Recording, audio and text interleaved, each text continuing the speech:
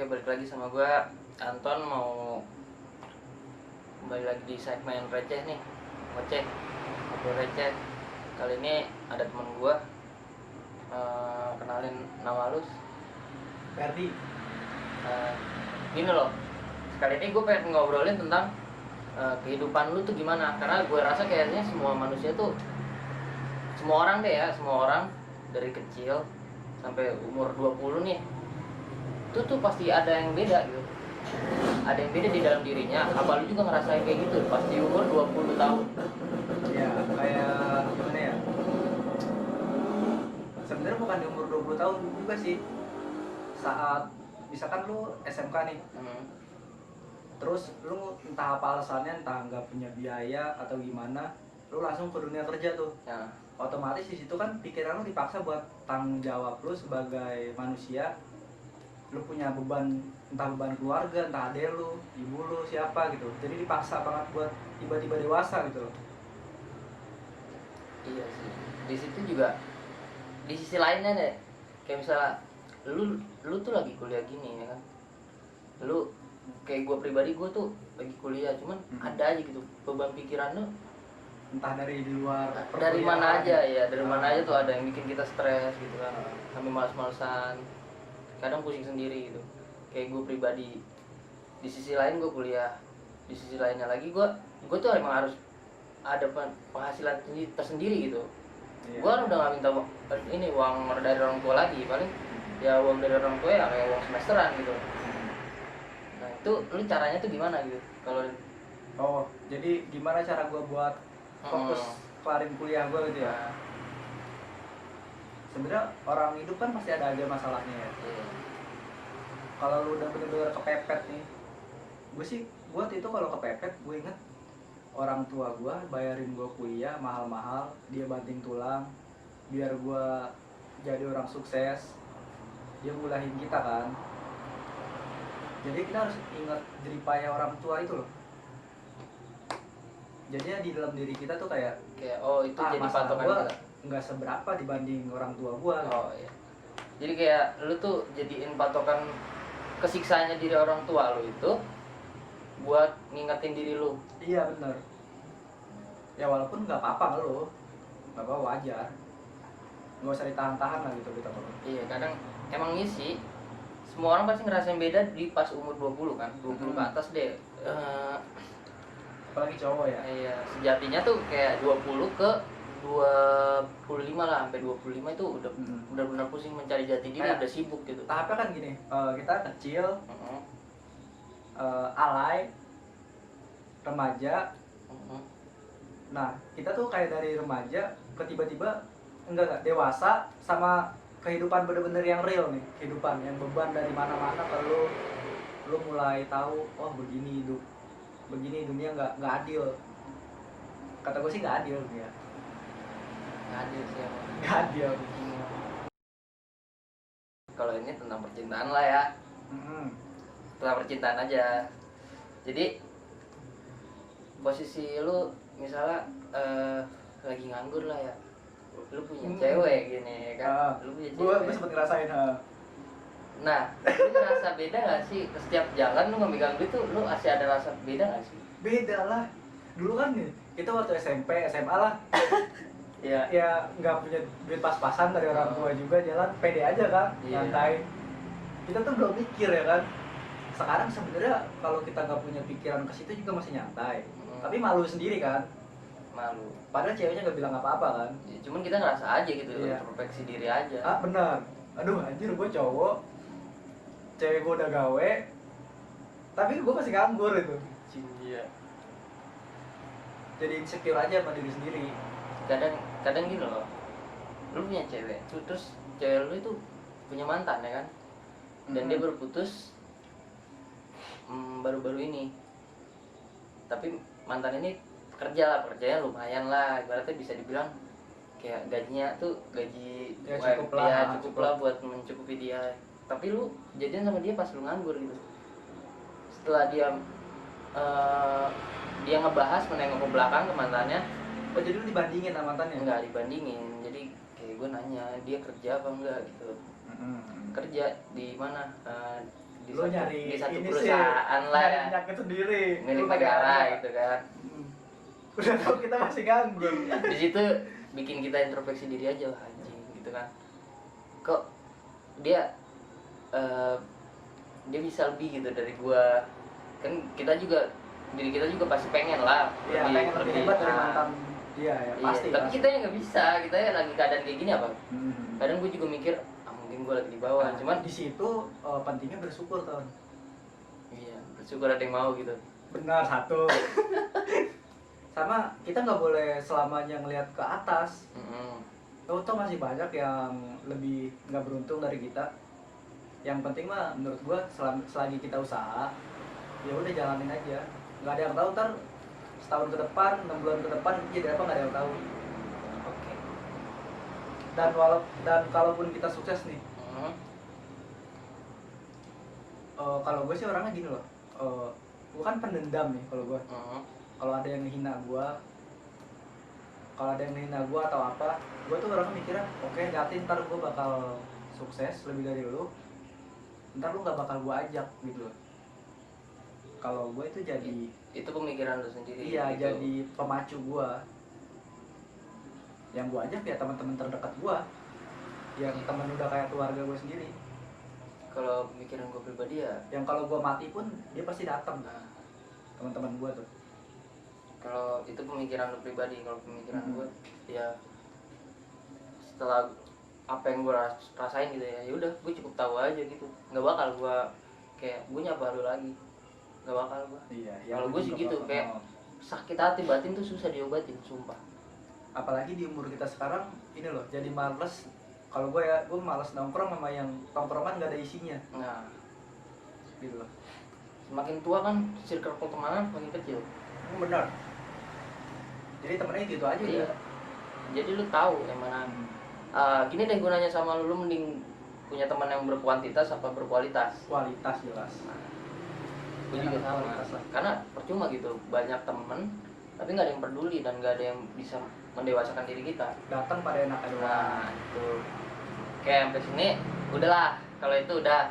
Sekarang gue pengen nanya, gue nggak peduli siapa lo, nggak peduli siapa gue juga, nggak peduli jumlah followers lo, ya kan? Nggak peduli ya. Sekarang gini, followers just number gitu, nggak ada gunanya gitu.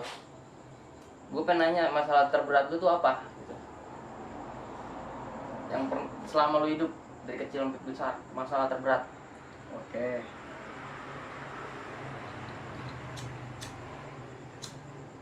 Waktu itu tuh gue masih kuliah, kadang entah semester 4 atau 5, tengah-tengah semester lah gue lupa.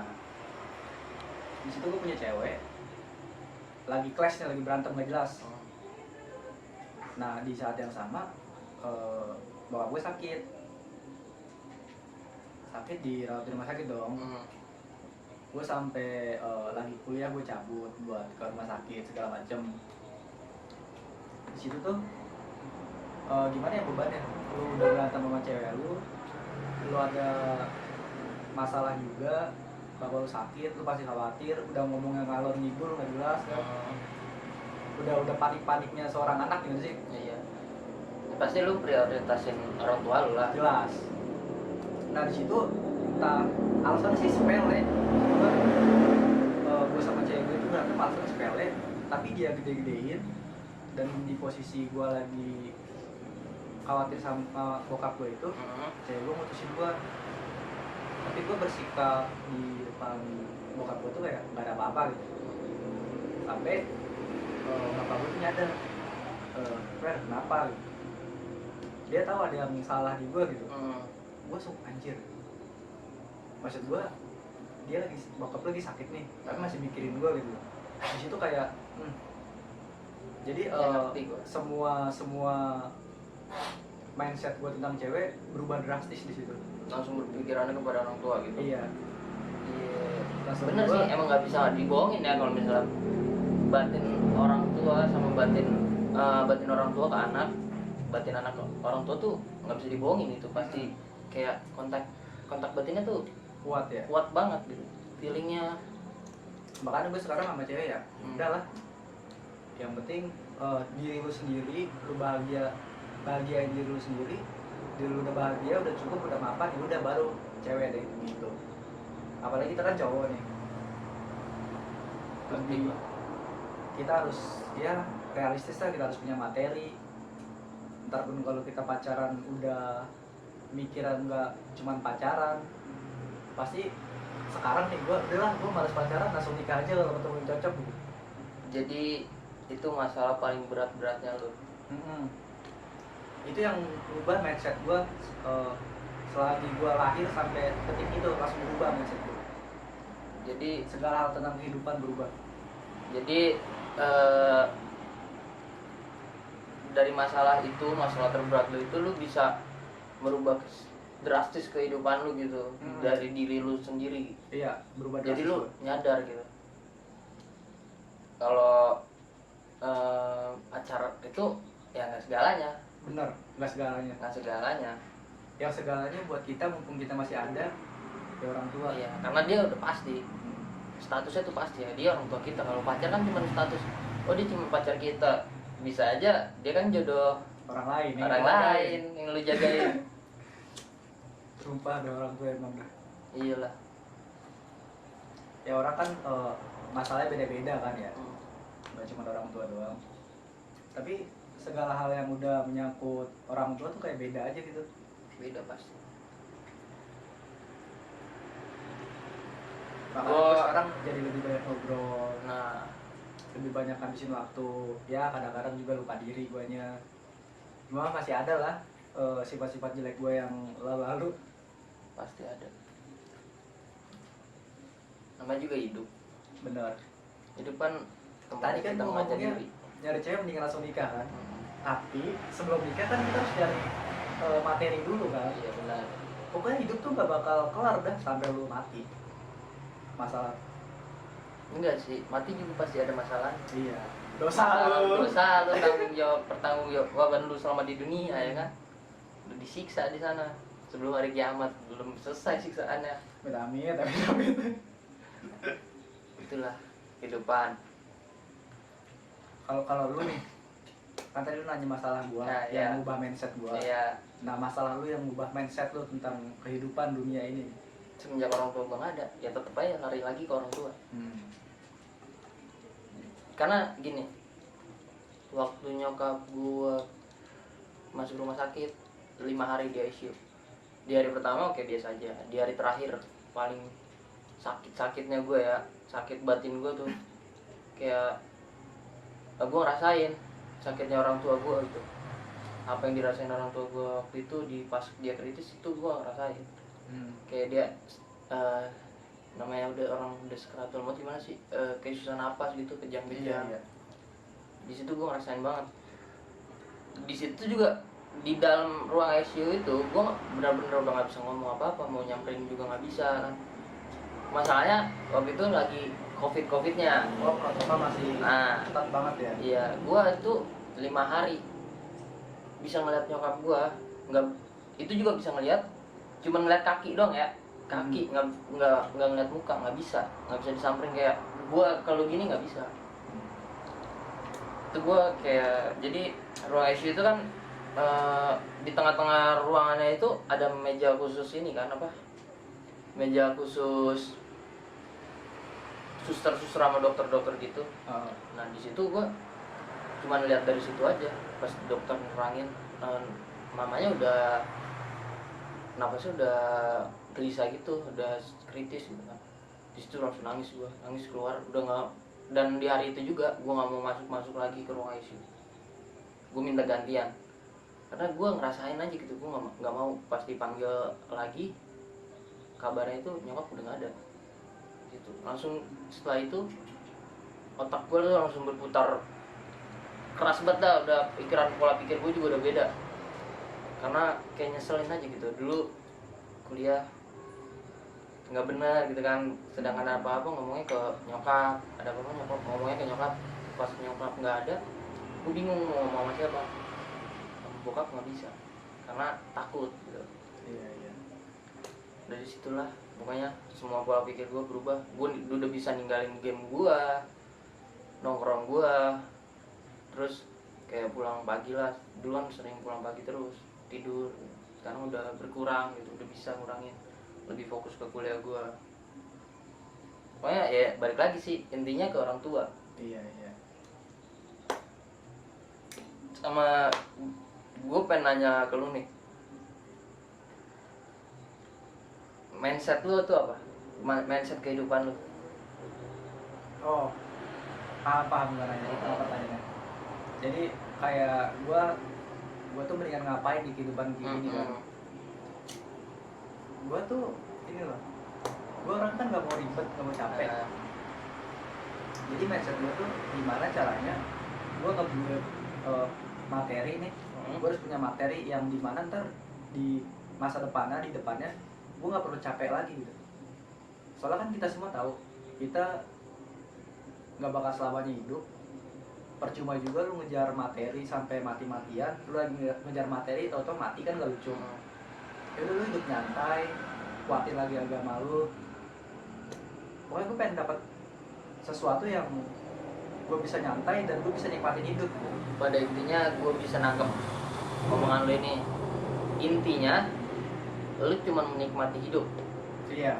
Ikutin alurnya aja gitu. Nggak ikutin alurnya juga sih sebenarnya. Gimana? Jadi kalau gue ngikutin alurnya hidup kan, mindset orang-orang lu udah lulus kuliah, Iya. lu harus jadi pegawai. Kalau enggak yang bergaji tiap bulan, Ya yang punya penghasilan tetap lah gitu. jadi nggak ada yang salah dari mindset itu.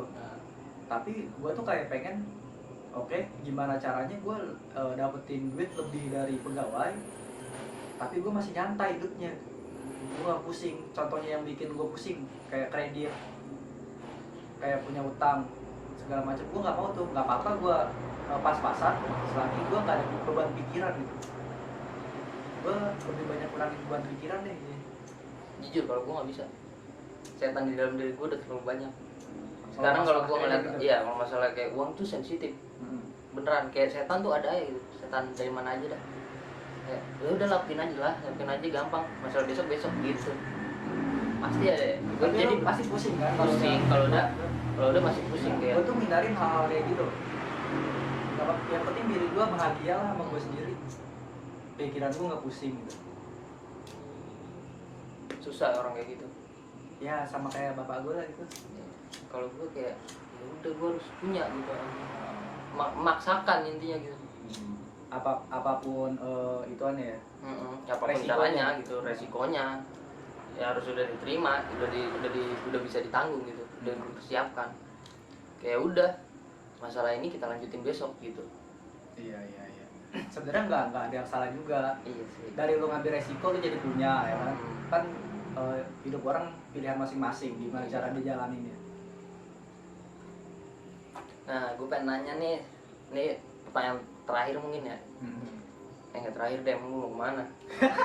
Mau mati gue. Ntar kan ada episode selanjutnya. Nah iya, gini loh, lu udah lulus kuliah kan, baru lulus Iya. tahun ini ya? Iya, gue Nah, lulus tahun. baru lulus tahun kemarin dong berarti ya? Iya, tahun kemarin.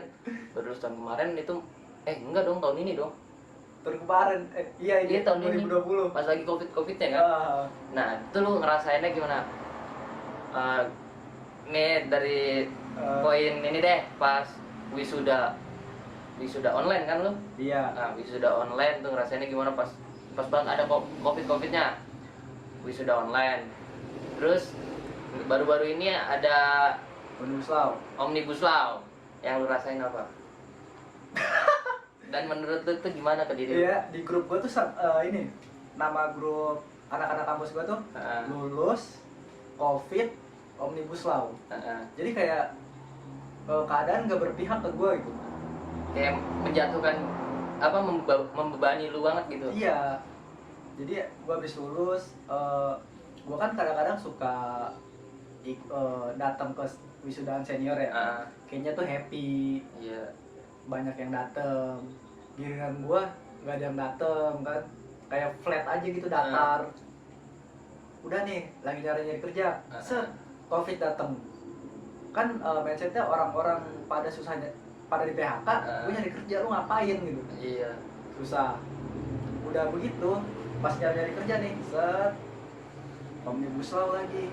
Gue sih nggak setuju ya, nggak tahu yang lain, terserah lu mau setuju apa enggak. Ya karena pola pikir orang kan beda-beda gitu. Iya, kalau gue nggak setuju, Pendapat orang beda-beda. itu jadi ya gue udah susah dijatuhin, diinjek lagi gitu. Nah, Terus apa yang bikin gue mungkin lu ngeliatnya santai ya, santai ini itu support dari orang tua gue. balik lagi ke orang tua. Iya, gini. Gue sebenarnya stres tuh. Gue sih orang tetangga, saudara segala macam ngomong apa bodo amat kalau gue. Tapi diri gue sendiri, anjir, gue useless amat sih itu. Udah lulus tapi kagak kerja useless tuh. Lu hidup ngapain sih itu? Nikmatin hidup. Sama gini sih, kayak emang COVID ngerugiin banget ya. Semua orang. Soalnya temen gue gini, ada temen gue udah 4 tahun lah kerja. Dia udah 4 tahun kerja, datang COVID, nggak lama, nggak diperpanjang kontraknya, udah gitu apa? Dia udah lamaran, tinggal nikahan ya kan?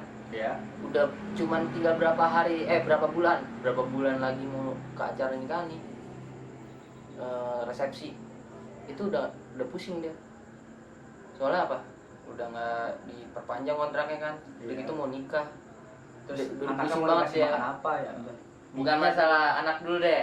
Bikinnya Kayak maksudnya. gue tuh berumah tangga, masa gue nganggur terus gini kan? Nah, iya. Dia nyari kerjaan, udah nyari kerjaan terus, susah kemana-mana, nggak tetap aja nggak ada. Karena emang karena COVID tuh bener ngerugiin banget tuh. Mungkin kalau ada untungnya buat anak-anak sekolah yang males gitu kan. Ya enak di rumah. Enak di rumah. Kalau rebahan lah enak. Iya.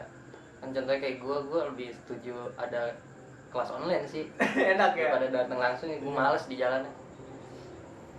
Terus ada lagi nggak nih yang mau lu tambahin tentang Omnibus Law? Sebelum Omnibus Law gue balik ke tadi dulu. Gue kan bilang gue stres. Stresnya tuh karena merasa diri gue gak guna.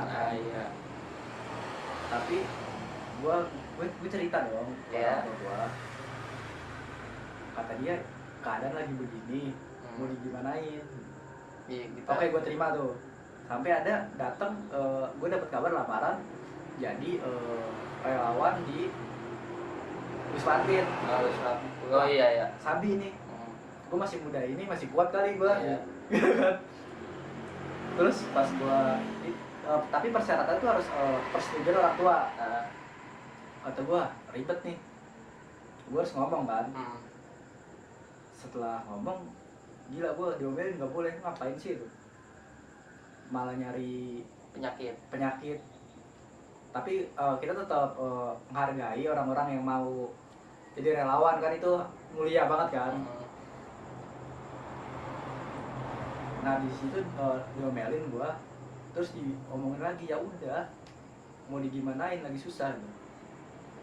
Terus akhirnya gue pikir ya udah, selagi gue masih berusaha, ya udah, berarti emang gue belum ada di atas nih. Iya, karena gini loh, emang paling penting kan restu orang tua gitu kan. Ya lu balik lagi ke orang tua lu bilang jangan, ya udah lu mendingan ikutin kata-katanya dia, jangan. Daripada lu lawan nanti kenapa-napa rugi diri lu sendiri ya kan. Kalau gua pribadi nyaraninnya gitu. Terus yang Omnibus Law kan, tadi masuk ke Omnibus Law. Iya. Gue nggak setuju, dan kenapa nggak setuju? Sebenarnya gue takut salah ngomong nih. Nah iya, hati-hati sih itu. Banget emang. Sebenarnya gue takut salah ngomong nih. Pasti pemerintah tujuannya baik, tapi ada poin-poin yang gue nggak setuju. Bukan poin-poin sih, gue lebih nggak setuju dengan cara Omnibus Law itu disahkan. Iya sih, karena perdebatan yang enggak di pokoknya cara disahkannya tuh menurut gue nggak make sense. Iya. Kalau coba dari awal pemerintah lebih jelasin Omnibus Law tuh sebenarnya apa, fungsinya kayak gimana, terus diajak runding. Mungkin pemerintah juga udah ajak runding, tapi kurang ke-publish kali ya. Iya. Maksud gue lebih ditingkatin lagi lah, apa sih namanya, public relationnya ke masyarakat, biar masyarakat bisa mengerti, bisa tahu. gue nggak bisa banyak ngomong tentang masalah segala macamnya karena bukan bidang gue. Ya bukan ahlinya. Karena kita tahu intinya aja gitu. Gue nggak setuju dengan caranya disahkan aja. Ada yang menurut gue ada yang ganjil aja. Gitu aja sih.